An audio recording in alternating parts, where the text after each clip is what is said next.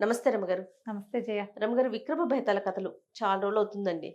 పట్టువదలని విక్రమార్కుడు మళ్ళీ శ్మశానం లోపలికి నడిచాడు. మర్చెట్టెక్కాడు. కళేబరాన్ని భుజానేసుకున్నాడు. దిగి నడుస్తున్నాడు. కళేబరాన్ని ఆశ్రయించుకుని ఉన్నటువంటి భేతాళుడు రాజుగారి ఓపిక మెచ్చుకుని మార్గాయాసం తెలియకుండా ఒక కథ చెప్తానన్నాడు. పూర్వం కాళీవర్మ అని ఒక పెద్ద వృద్ధ సైనికుడు అనకూడదు, సైన్యాధ్యక్షుడు ఉండేవాడు.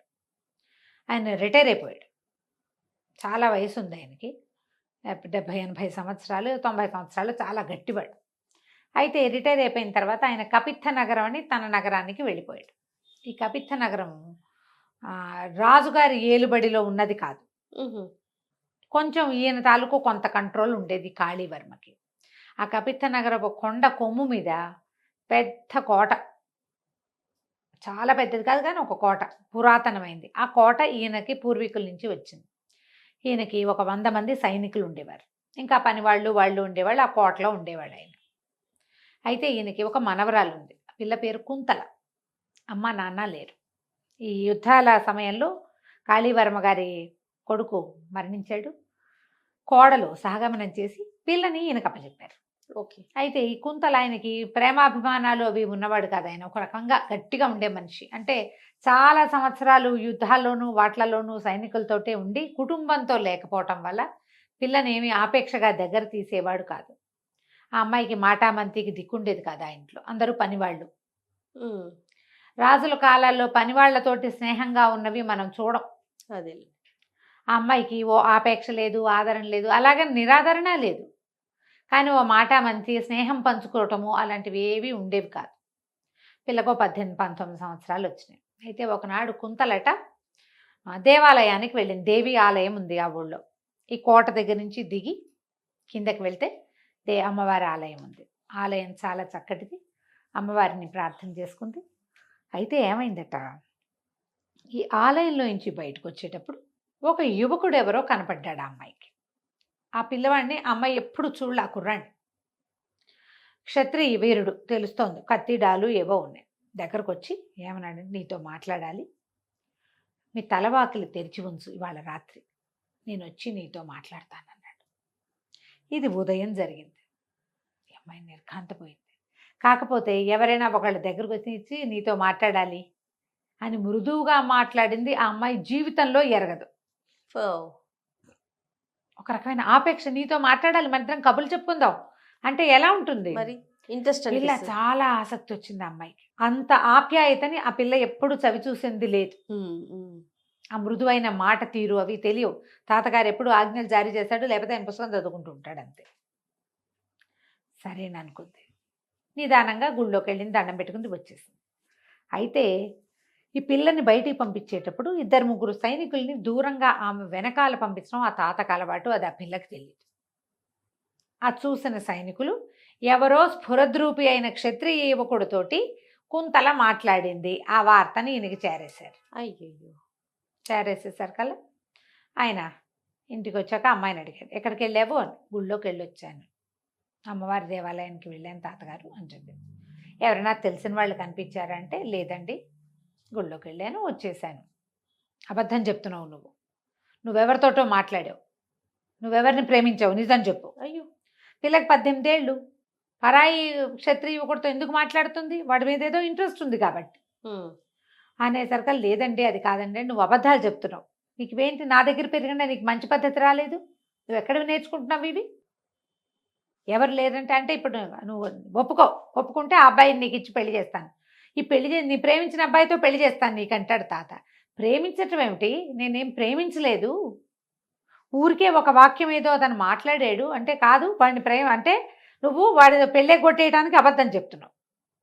వాడిని ప్రేమించి వాడితో సరదాగా గడిపేసి పెళ్ళి ఇంకెవరో నేను చేసే పెళ్లి చేసుకుంటావా నువ్వు, నాకు ఈ పద్ధతి నచ్చదు, నువ్వు ప్రేమిస్తే వాడినే పెళ్లి చేసుకోవాలి. ఏం మాట్లాడాడు చెప్పంటే ఈ అమ్మాయి తెల్లబోయి, నేను ఏనాడు అతన్ని చూడలేదండి, మొట్టమొదటిసారి కనిపించాడు, నీతో మాట్లాడాలి, తలవాకిలు తెరిచి ఉంచు రాత్రికి అని చెప్పాడు. అంతకుమించి అతను నాకు చెప్పింది ఏం లేదు, ఏం చెప్పలా. అనేసరికి రాని ఇవాళ రాత్రి నీ పెళ్లి చేసేస్తాను అతనితో అన్నాడు.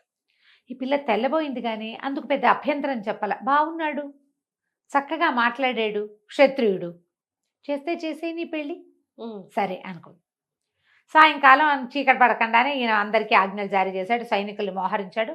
వాకిట్లో ఎవరైనా స్ఫురద్రూపైన కుర్రాడు కనపడితే వాడిని లాక్కురండి. కుర్రాడు కనపడితే అన్నాడు, స్ఫురద్రూపైన ఆయన అనలేదు, ఆయన నమ్మల.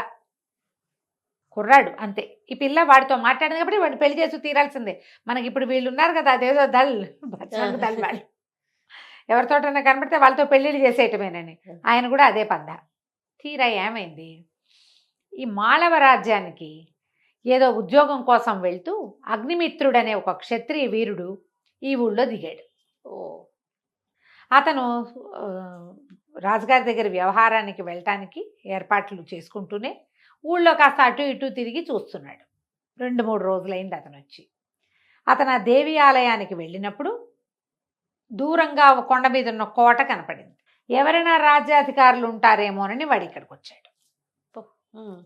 ఈ గుర్రం వేసుకుని దగ్గరకు వచ్చేసరికల్లా ఇవి బయట ఉన్నటువంటి సైనికులంతా అమ్మాయి గారు పెళ్ళైపోతుంది, పెళ్లి కూతురు పెళ్లి చేస్తే మరి విందులు చేసేసుకుంటారు కదా, తెల్లవారితే పెళ్ళి. వాడిని రాత్రి పట్టేస్తారు, అర్ధరాత్రి పెళ్లి చేసేస్తారు, లేదా తెల్లవారుజామున పెళ్లి చేసేస్తారు.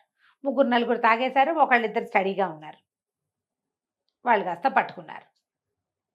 మిమ్మల్ని లోపల తీసుకురమ్మన్నారండి అంటే, నన్ను ఎందుకు తీసుకురమ్మంటారు, మీకు పెళ్లి చేస్తారండి అన్నాడు. నాకు పెళ్లి చేయటం ఏమిటి అనుకున్నాడు అగ్నిమిత్రుడు. ఏముంది, మనకేమైనా భయమా, పిలిస్తే వెళ్దాం, పిలవపోయినా మనం వెళ్దామని అనుకున్నాం కదా. సరే గుర్రం వాళ్ళకి అప్పచెప్పాడు, లోపలికి నడిచి వెళ్ళాడు. ఆయన్ని కాళీవర్మ గారి దగ్గర ప్రవేశపెట్టారు ఆ కుర్రాన్ని. ఆయన ఎట్లా చూసి, ఓహో నీకు ఇంత మాత్రం స్ఫురద్రూపమైనా ఉంటుందని నేను ఊహించలేదు, బాగున్నావు నువ్వు, కూర్చోమన్నాడు. నేను మీకు తెలుసండి తమరికి అన్నాడు. ఎందుకు తెలీదు, నువ్వేగా మా మనవరాలే కాబోయే మొగుడివి అన్నాడు ఆయన. మీకు అర్థం కాల. నేనేమిటండి అంటే, నువ్వు మాట్లాడద్దు, అసలు ఎవరు నోరు పెళ్ళి. లేదు. అంతే అనేసరికి తను ఆశ్చర్యపోయాడు. నేను ఎవరినైనా పెళ్లి చేసుకోవటం ఏమిటండి, నేను రాజుగారి దగ్గర ఉద్యోగం కోసం ప్రయత్నానికి ఉన్నాను, మాళవ రాజ్యానికి దగ్గరలో ఉంది ఇది, 4 రోజులు ఇక్కడ ఉండి ఇక్కడి నుంచి ప్రయత్నం చేసుకోవాలనుకుంటున్నాను అని చెప్పాడు. ఆయన వినిపించుకోవాలి. ఇంతలో ఏమైంది, అమ్మాయి గారిని మీరు ప్రవేశపెట్టండి అన్నారు. అమ్మాయి గారిని ప్రవేశపెట్టారు. పెట్టంగానే ఈ పిల్ల ఆ అబ్బాయిని చూసి, ఇతను బాగున్నాడు కానీ ఇతను కాదండి, ఇతను కాదు, సాయంకాలం ఇవాళ పొద్దున నాతో మాట్లాడింది అంటే, నేను చెప్పా కదండి నేనేం పెళ్ళికి సుముఖంగా లేను, కాదన్నాడు. అనేసరికల్లా ఆయన ఒప్పుకోలే. అదంతా నాకు తెలీదు, ఈ అమ్మాయి పొద్దున ఒకడితో మాట్లాడింది, సాయంకాలం నువ్వు వచ్చావు, మా కోటలోకి ఎవడొస్తే వాడితో పెళ్ళి అని మేము నిశ్చయించుకుని ఉన్నాం.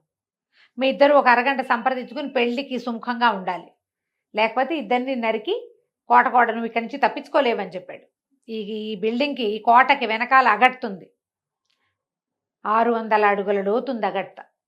నువ్వు అటు దిగితే అటు పడిపోతావు, బయటికి వెళ్తే 100 మంది సైనికులు ఉన్నారు, చంపేస్తారు, ఆలోచించుకో, పెళ్ళా చావా అన్నాడు. మనవరాలు కూడా అదే చెప్పాడు. చెప్తే ఈ పిల్ల బిక్కమొహం వేసి, ఏమండి మీకేమో రోతగా లేకపోతే పెళ్ళికి ఒప్పుకోండి, పెళ్ళికి ఒప్పుకోండి, మా తాత చండశాసనుడు అన్నది. అనేసరికి రోత ఏమిటి, బలేదానివి, ఇంత చక్కటి పిల్లని పెళ్లి చేసుకోవడానికి నాకేం అభ్యంతరం, కాకపోతే నువ్వెవరినో ప్రేమించావు, నువ్వు పొద్దున ఎవరితోటో నువ్వు మాట్లాడావు, అది నేను అనుకుంటున్నాడు మీ తాత. నేను చచ్చినా పర్వాలా, నువ్వు ప్రేమించిన వాడిని పెళ్లి చేసుకునే అర్హత ఉందమ్మా, నువ్వు అందమైన పిల్లవి, బుద్ధిమంతురాలివి, సత్యమీరా వద్దన్నాడు. అనేసరికల్లా అమ్మాయి కాళ్ళు పట్టుకుని బతిమలాడి, కాదనకండి, నేను ప్రేమించలేదండి, మా తాత అట్లా అనుకున్నాడు, ఒట్టిగా కనపడ్డాడు, నాతో మంచి మాటలాడిన వారు ఈ 18 ఏళ్లలో నేను చూడలేదు, ఇక్కడ ఉన్నదంతా పనివాళ్ళు, సైనికులు, తాత. నా మంచి కష్టం సుఖం మంచి చెడు కనుక్కుని నాతో ముద్దుగా మాట్లాడిన వాళ్ళు అసలు లేరు నాకు. పొద్దున తను మాట్లాడని మాట విన్నాను తప్ప నేను ఏమీ చెప్పలేదండి. ఇప్పుడే నా పంచప్రాణాలు మీ మీదకి వచ్చేసినాయి, వృధాగా నా కోసం చచ్చిపోవద్దు, పెళ్లి చేసుకుందాం అన్నది. అతను కూడా ఏమనుకున్నాడు, ఏదైతే నీ పిల్ల ప్రేమించలేదు అని పెళ్లి చేస్తానంటున్నాడు, సరేనన్నాడు. తెల్లవారేసరికి పెళ్ళైపోయింది. తర్వాత అగ్నిమిత్రుడికి ఈయనే కాళీవర్మే రాజుగారి దగ్గర మాట్లాడి చక్కటి ఉద్యోగం వేయించాడు. మనవరాల్ని అగ్నిమిత్రుడిని ఇద్దరిని రాజాస్థానానికి పంపించేశాడు. అయిపోయింది కథ. బేతాళుడు ఈ కథ చెప్పాడు. ఈ కథలో ఈ అమ్మాయి ఉంది కదా కుంతల, ఉదయం ఒకడిని చూసింది, మధ్యాహ్నం తాత ఆ అబ్బాయితో నీకు పెళ్ళి అంటే ఒప్పుకుంది, రాత్రి ఇతన్ని పెళ్లి చేసుకోండి నన్ను అని ఎందుకు అడిగింది, బతిమలాడింది. ఎందుకు బతిమలాడింది, మనసు ఎట్లా మార్చేసుకుంది. ఇప్పుడు వీడు చావడానికైనా సిద్ధమే కానీ పెళ్లి కుదరదన్నవాడు వాడు ఎందుకు ఒప్పుకున్నాడు? ఉమ్, నీ ఉద్దేశం ఏంటో చెప్పన్నాడు. రాజుగారికి నవ్వొచ్చింది. ఏముంది, కుంతలకి పెళ్లికి సుముఖత లేదు, విముఖత లేదు.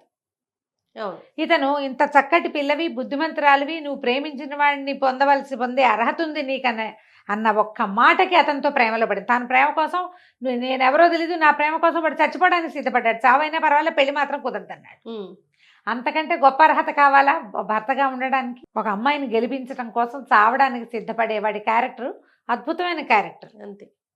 వాడెవడో పొద్దున్న 2 వాక్యాలు మాట్లాడింది ఇంకేమీ తెలియదు. వీడి క్యారెక్టర్ కనపడుతోంది కదా, వాడు ఒట్టి రూపం కనపడింది. వీడికి రూపము ఉంది, క్షాత్రము ఉంది, క్యారెక్టర్ కూడా ఉంది. అందుకని అమ్మాయి రెడీ అయింది. ఉమ్, ఎప్పుడైతే ఇంత చక్కటి పిల్ల స్పష్టంగా నిజం చెప్పిందో, ప్రేమ లేదు నాకు ఏ పరిస్థితి లేక వాడు మాట్లాడిన మాటకి నేను మాట్లాడేది తప్పిస్తే విషయం ఏమీ లేదు అని అమ్మాయి ఎంత స్పష్టంగా చెప్పాక ఈ తాత, మనవరాలు, ఉద్యోగము 3 కనపడుతున్నాయి. ఎందుకు మానుకోవాలి? ఎవరి కోసం మానుకోవాలి? ఉమ్. రేపొద్దున వాడు ఇవాళ రాత్రి వస్తానన్నవాడు రాకపోతే అప్పుడేంటి? ఈ పిల్ల ఇంకా అన్యాయం అయిపోతుంది కదా, అల్లరి కూడా అయిపోతుంది. అందుకని అతను ఒప్పుకున్నాడు. అమ్మాయి ఎవరితోట మాట్లాడింది, ఇంకోటి వచ్చాడు అంటే బయట ఎంత అల్లరి. మరి ఆ అన్యాయం ఆ అమ్మాయికి చేయకూడదని ఆమె పెళ్లి చేసుకున్నాడు. వాళ్ళిద్దరూ హాయిగా ఉన్నారు, అంతేనన్నాడు రాజు. అనగానే భేతాళుడు అన్నాడు, అద్భుతంగా చెప్పావు సమాధానం, అదే జరిగింది, కానీ నేను నీతో ఉండను, నువ్వు మౌనభంగం చేసావు కదా అని రివ్వమంటూ శవంతో సహా ఎగిరి వెళ్ళిపోయాడు. రాజుగారు మళ్ళీ వెనక్కి తిరిగి నడవడం మొదలుపెట్టాడు. కథ కంచికి మనం ఇంటికి. చాలా బాగుందండి. నమస్తే. నమస్తే. సుమన్ టీవీలో మీ పర్సనల్ అండ్ బిజినెస్ ప్రమోషన్స్ కోసం కింది నెంబర్కి కాంటాక్ట్ చేయండి.